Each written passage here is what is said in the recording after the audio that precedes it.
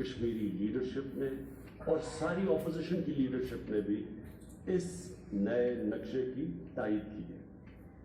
یہ جو نقشہ ہے جو ہم پاکستان کا پولیٹیکل میپ دنیا کے سامنے لے کے آ رہے ہیں، یہ سب سے پہلے پاکستانی قوم کی امنگوں کی ترجمانی کرتا ہے. اس کے بعد یہ پاکستان اور کشمیر کے لوگوں کا جو اصولی موقف ہے اس کی تائید کرتا ہے.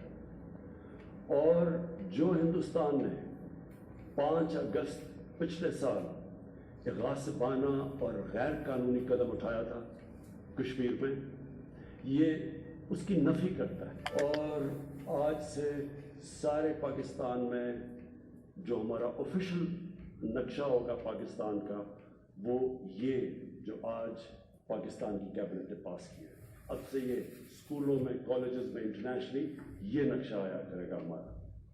اب میں چاہوں گا کہ ہمارے فارن منسٹر شاہ محمود قریشی یہ آپ کو یہ جو نقشہ ہے جس میں جو چینجز ہوئے ہیں، یہ اب آپ کے سامنے کونسل کی ریزولوشنس کے اندر جو واضح طور پہ کشمیر کے لوگوں کو وہ رائٹ دیتی ہے، ان کا حق ہے کہ وہ ایک ووٹ کے ذریعے فیصلہ کرے کہ وہ پاکستان کے ساتھ جانا چاہتے تھے یا ہندوستان کے ساتھ رہنا چاہتے تھے.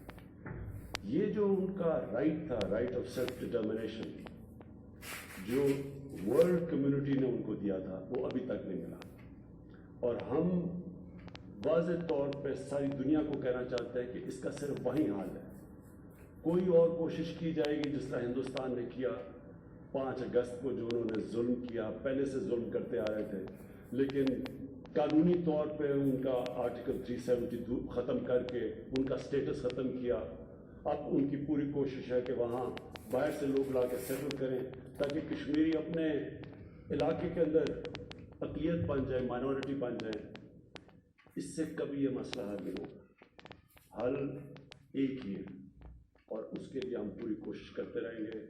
ہماری گورنمنٹ ہر فورم کے اوپر یہ کہے گی کہ یہ اگر آپ نے کشمیر کا حل کرنا ہے تو وہ جو دنیا نے وعدہ کیا تھا کشمیر کے لوگوں سے 1948 میں یونائٹڈ نیشنز کی ریزولوشن کے تحت،